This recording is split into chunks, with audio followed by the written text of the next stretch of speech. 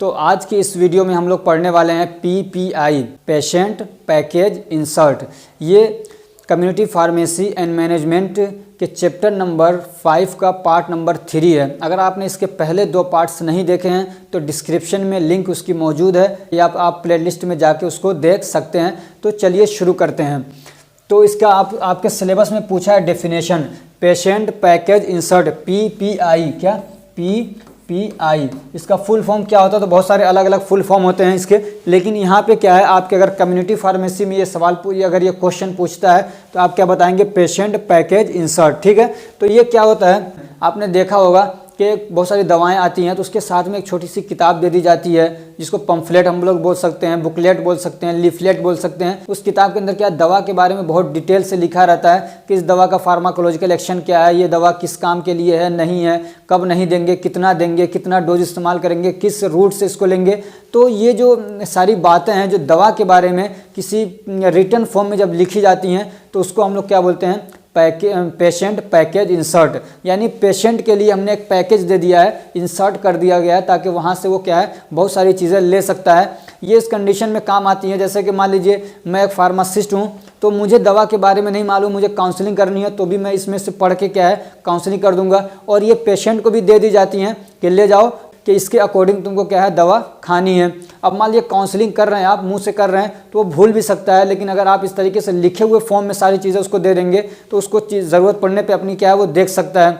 ठीक, तो ये क्या है पेशेंट पैकेज इंसर्ट क्या है? तो ये एक छोटी सी, ये समझिए कि एक छोटी सी बुक होती है, एक पम्फलेट होता है जिसके अंदर दवाओं से रिलेटेड जो प्रिस्क्रिप्शन वाली दवाएं हैं उसके बारे में उसके अंदर लिखा रहता है। जो उसके अंदर क्या है उसके डिटेल्स लिखी रहती हैं और वो जो डिटेल्स होती हैं FDA से उसको अप्रूवल मिला रहता है। ठीक है, FDA उसको मंजूरी देती है। ऐसे ही जिस नेशन के अंदर वो पम्फलेट छापी जा रही है, जिस कंट्री के अंदर उस किताब को छापी जा रही है, तो वहाँ की जो लेजिस्लेटिव हेल्थ अथॉरिटी होती है वो भी उसको अप्रूवल देती है, तब ये पम्फलेट छापे जाते हैं। इसका मतलब इसके अंदर जो बातें लिखी रहती हैं वो बहुत ऑथेंटिक होती हैं, बहुत रिसर्च बेस्ड होती हैं।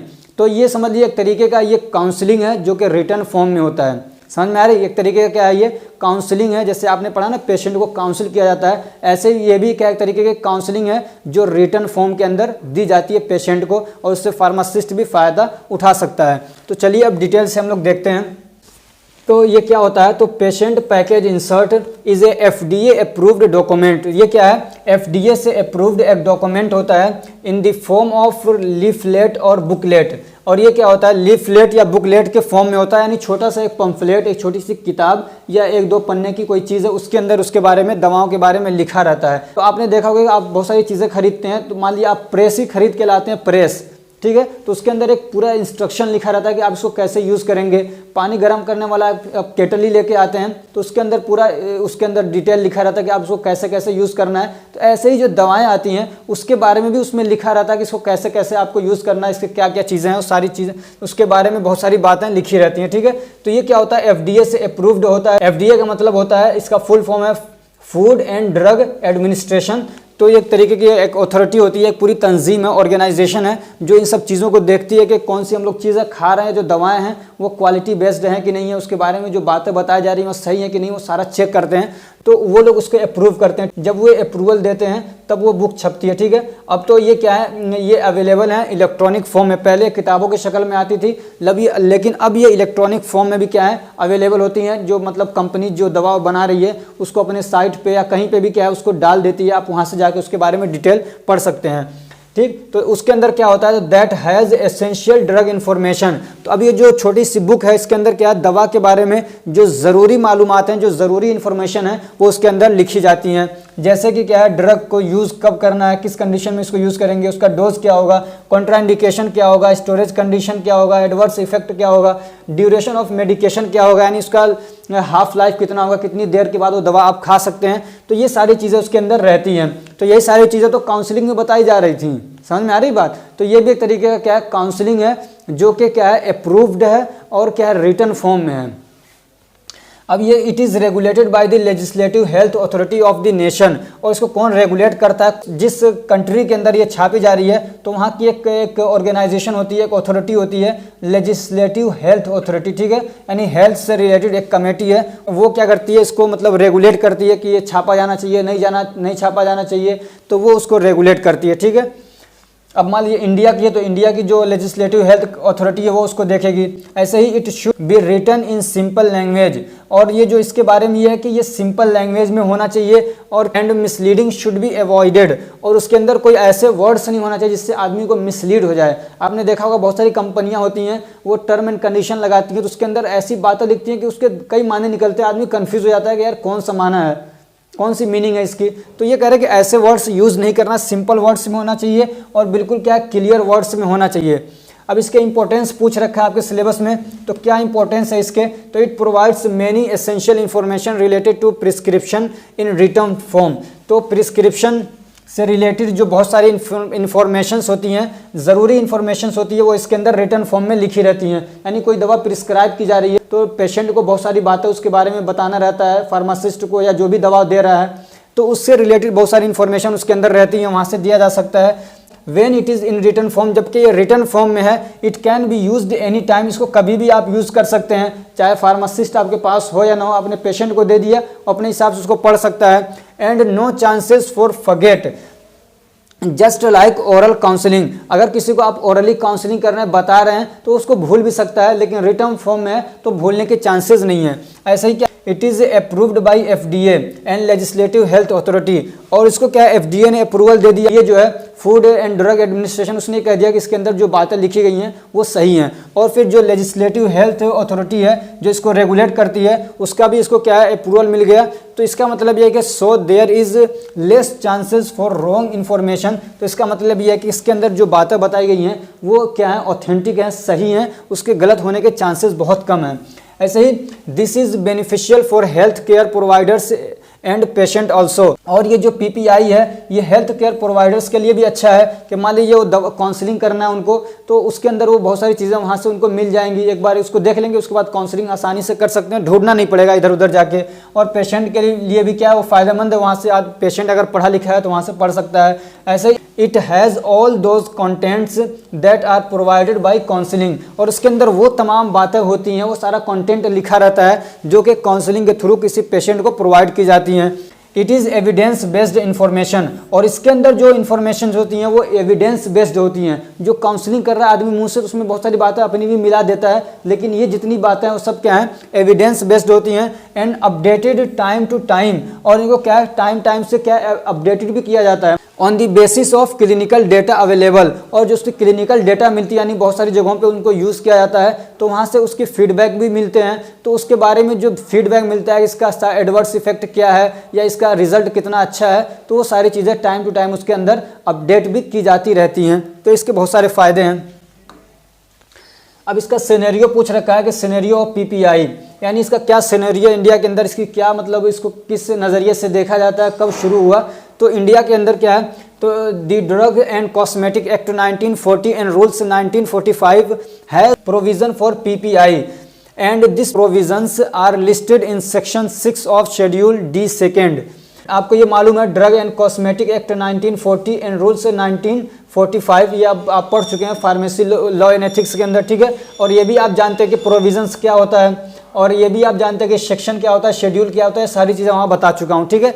तो उसी के अंदर जो ये रूल है आपका, उसी के जो सेक्शन 6 है, ठीक है, उसका जो सेक्शन 6 है उसके शेड्यूल डी के अंदर इसके बारे में प्रोविज़न मौजूद है, इसके बारे में कहा गया। जो अपने इंडिया का कॉन्स्टिट्यूशन है, जो इंडिया का क्या कहते हैं हमारा जो संविधान है, तो उसके अंदर ये इसके बारे में बहुत पहले ही प्रोविज़न है, प्रावधान है।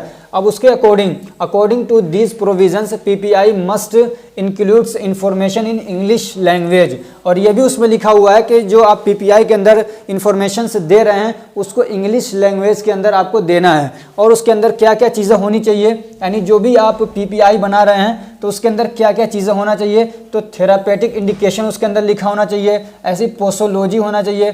पोसोलॉजी का मतलब होता है कि उसका डोज कितना लिया जाएगा, कितना वो खाएंगे नहीं खाएंगे, उसका हाफ लाइफ क्या होगा, ये सारी चीज़ें।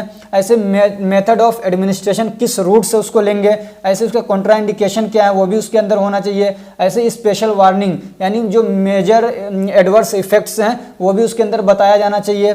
ऐसे क्या प्रिकॉशंस, क्या सावधानियाँ हैं उसके रिगार्डिंग वो भी बताना चाहिए। ऐसे क्या है ड्रग इंट्रैक्शन यानी किस दवा के साथ इसका इंट्रैक्शन होता है वो भी बताना चाहिए, उसके अंदर होना चाहिए। ऐसे ही क्या है contraindications in pregnancy and lactation, ऐसे ही क्या है अगर कोई महिला प्रेग्नेंट है या वो दूध पिला रही है बच्चे को तो उस कंडीशन में ये दवा दे सकते हैं नहीं दे सकते, तो उसके बारे में भी उस लीफलेट के अंदर क्लियरिफिकेशन होना चाहिए। ऐसे ही अनडिजायरेबल इफेक्ट्स और मतलब क्या ऐसे और कुछ ऐसे अनडिजायरेबल इफेक्ट्स जो उससे आते हैं यानी जो हमको नहीं चाहिए वो भी इफेक्ट उसमें शो होते हैं, तो उसके बारे में अगर कुछ ऐसे इफेक्ट्स हैं तो वो भी उसके अंदर मेंशन होना चाहिए। ऐसे ही एंटीडोट्स फॉर ओवरडोजिंग, और अगर इस दवा को जिसके बारे में आप पम्फलेट ये लिख रहे हैं उस दवा के बारे में आप ये भी लिखेंगे अगर कोई ओवरडोजिंग कर लेता है, ज़्यादा खा लेता है तो उसका एंटीडोट क्या होगा, यानी कौन सी दवा यूज़ करेंगे ताकि उसका इफेक्ट कम किया जाए, उसकी टॉक्सिसिटी कम किया जाए।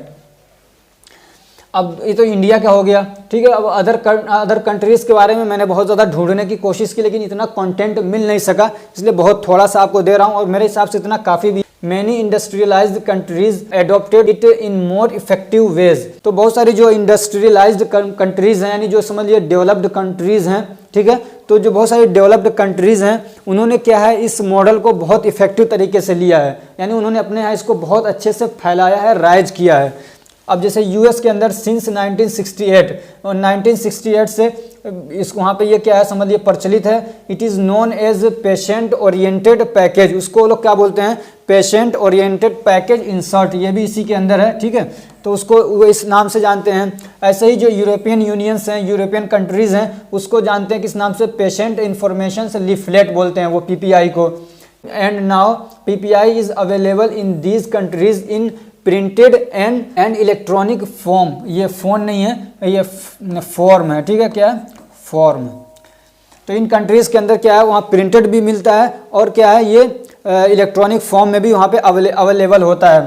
तो जैसे यूएस है तो उन्होंने अपना एक साइट बना रखा है इसके लिए, तो वो क्या है HTTP, आप यहाँ से देख सकते हैं PDR, ये इसका मेन है PDR नेट, ठीक है, तो उस पर जाके आप, मैंने भी चेक किया है, आप उस पर जाके कोई दवा जो मतलब आप दवा का उसमें जो जेनेरिक नेम है या जो उसका ब्रांडेड नेम है अगर, तो उसको डालते हैं तो आपको बहुत सारी दवाओं के वहाँ पे इंफॉर्मेशन मिल जाता है। ऐसे ही इन यूरोपियन यूनियन अवेलेबल, तो जो यूरोपियन यूनियन है उन लोगों ने भी क्या है अपना एक साइट बना रखा है, तो वो इस नाम से है medicine.org UK। ऐसे ही जो साउथ अफ्रीका है वहाँ पे भी क्या अवेलेबल है, तो ये उनका क्या वेबसाइट है, उस पर जाके आप देख सकते हैं। अब एक टॉपिक और था PIL, इसका मतलब है पेशेंट इंफॉर्मेशन लीफलेट, तो जैसे आपका PPI है सेम वैसे ही है, इसमें थोड़ा बहुत फ़र्क है, क्या है थोड़ा बहुत फ़र्क है। वो जो था वो क्या था आपका प्रिस्क्राइब्ड ड्रग के लिए था, ठीक है, वो किसके लिए था प्रिस्क्राइब्ड ड्रग के लिए था, और उसके अंदर बहुत सारी ऐसी इन्फॉर्मेशन जो इसके अंदर हैं वो उसमें नहीं होती हैं, जैसे कि इस दवा को कौन सी कंपनी बना रही है उसमें वो लिखना ज़रूरी नहीं है, उसका बेच क्या होगा, दवा बनाने के लिए कौन से इंग्रेडिएंट्स यूज़ किए गए, तो इसके अंदर ये सारी चीज़ें बताई जाती हैं। ये भी एक छोटा सा क्या है बुक है, ये भी क्या है एक पम्फलेट है, एक बुक है, ये रिटन फॉर्म में भी हो सकता है और क्या है समझ लीजिए ये इलेक्ट्रॉनिक फॉर्म में भी हो सकता है। तो इसके अंदर भी उस जैसी जो इन्फॉर्मेशन है वो बहुत सारी इन्फॉर्मेशन इसके अंदर भी रहती हैं, लेकिन इसके अंदर कुछ एक्स्ट्रा इन्फॉर्मेशन दी जाती है, जैसे मैंने बताया आपको कि उसका बैच नंबर, रजिस्ट्रेशन, एक्सपायरी, ये सारी जो डिटेल्स होती है वो सब इसके अंदर होती हैं। इसका डेफिनेशन क्या है, तो PIL is a written document, तो ये भी क्या है एक रिटन डॉक्यूमेंट होता है। It contains all the clinical experiments, और इसके अंदर क्या होता है जितने भी क्लिनिकल एक्सपेरिमेंट्स हुए हैं यानी दवा करने के बाद जो आपको एक तजर्बा मिलता है तो वो सारे इसके अंदर क्या लिखे रहते हैं। And essential information for prescribed and non prescribed drugs, और जो प्रिस्क्राइब्ड ड्रग हैं या जो नॉन प्रिस्क्राइब्ड ड्रग हैं उन सब के रिगार्डिंग जो इन्फॉर्मेशन है वो इसके अंदर मेंशन होती हैं।